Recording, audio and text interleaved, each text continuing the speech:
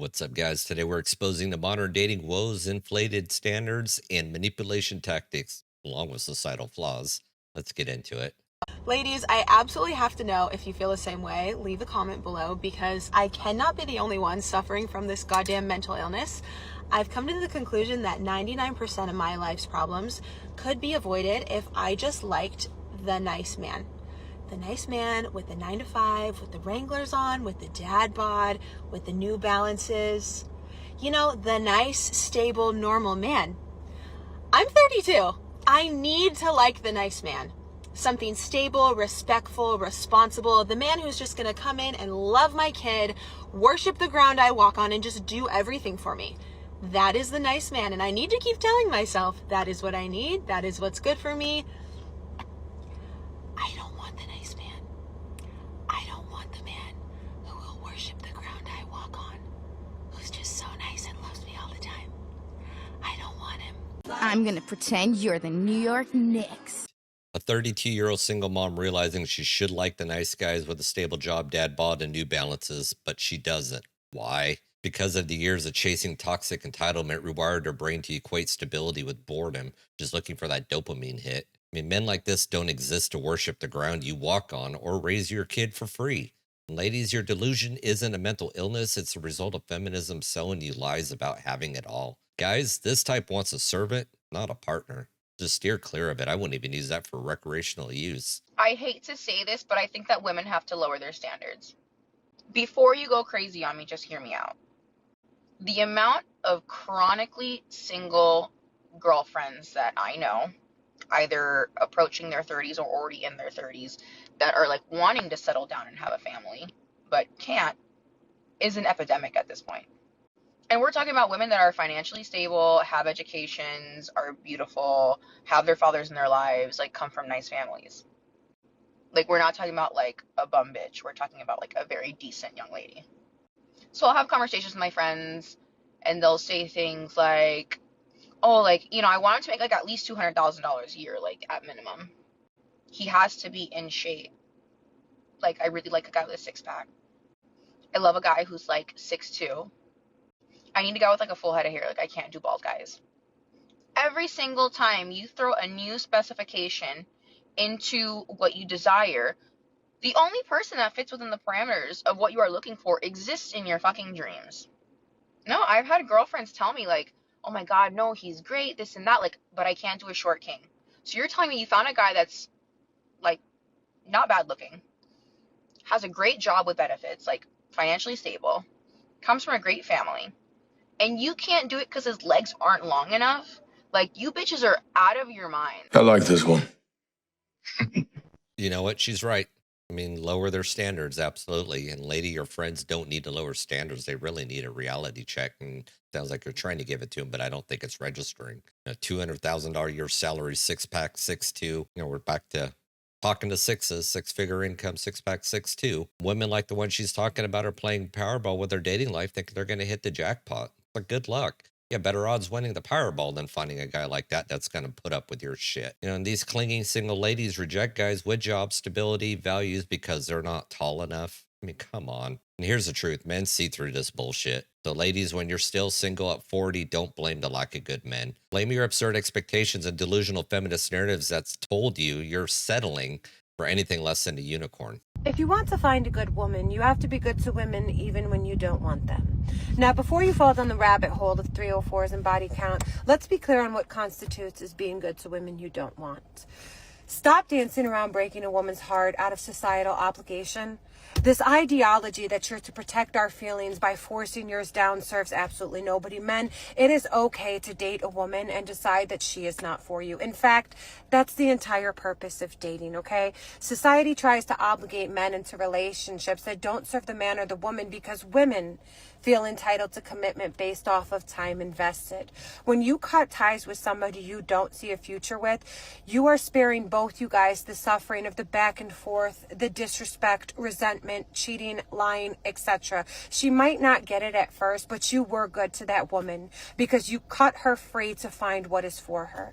Where y'all up is that you determine a woman isn't for you and you keep her, wasting her time and conditioning her into being used for her body. Then you hop online and complain about how all women are ran through while actively running through women. You're a damaged goods lady. This is rich. Men are obligated to be good to women they don't want, which just really translates out to keep investing your time and money into women who's going to ghost you the moment that you're no longer convenient. I mean, this entitlement is another reason why men are opting out of dating altogether. And guys, you're not a safety net for someone's emotional baggage. Don't be afraid to hurt their feelings if you need to bail. I mean, respect yourself enough to walk away from dead-end solutions. And ladies, you're not the victim when a guy decides he's done. You want respect, then respect the man's right to choose what's best for him. This summer is a man that has a job, works out, is a foodie, but also likes to have fun, lives a balanced lifestyle. So he works out and he does his job and he grinds, but he also likes to go on the weekends. He likes to party, he likes to travel. He would,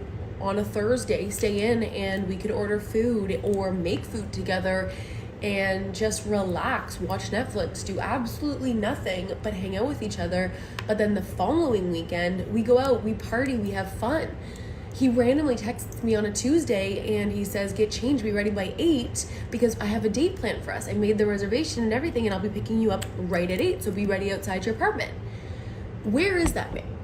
Because I've been looking for a man for that for this summer and I can't find them. And there's a lot of men in New York, okay, and I can't find him. But I also want him to look at me every single day and think that he won the lottery with me. So let's add that in there. Oh, hell no!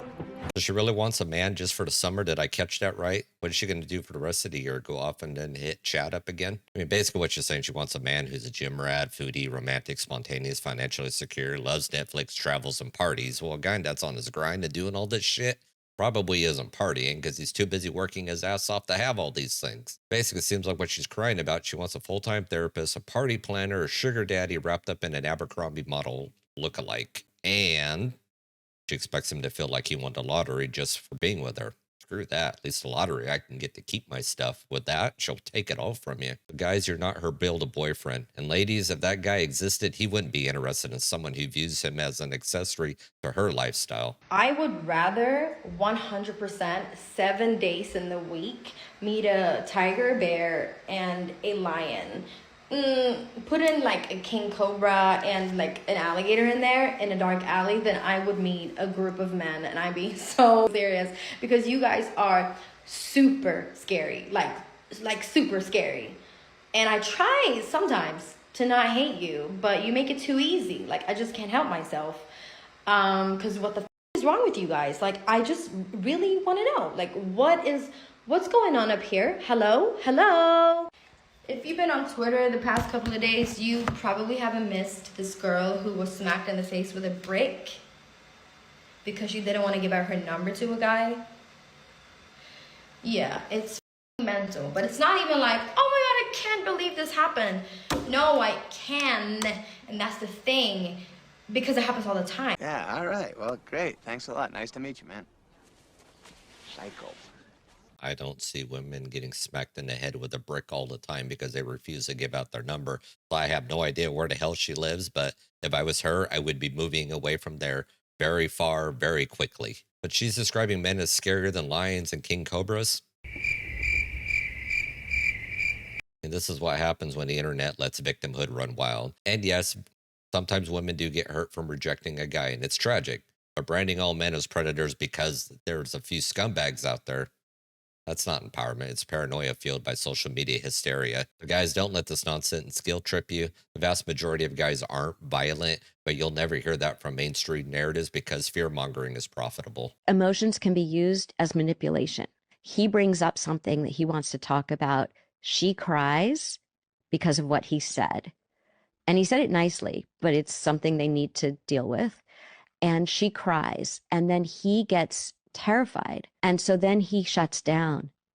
And so really her crying is a manipulation. It's I don't want to hear anything that I'm, quote, doing wrong. Being a victim is actually a power position because you are making it impossible for anyone to deal with whatever is going on between the two of you.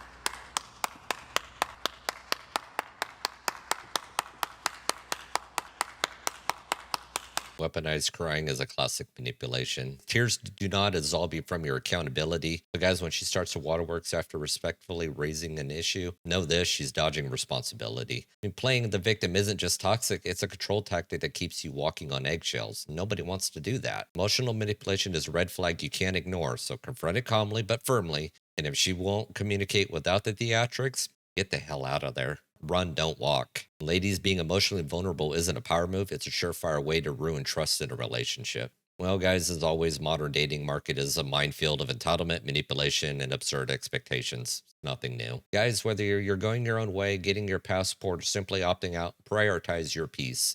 And ladies, it's time to reflect on how feminism's promises have backfired, leaving you lonely and confused. If you want solutions, men and women need to relearn respect, accountability, and the value of traditional roles. And until then, the game's going to continue to remain rigged. Well, guys, that's the end of the video here today. If you like what you're seeing, hit that like button, share, subscribe, all that fun stuff. Drop me a comment down below what you think, and I will catch you on the next one. Peace.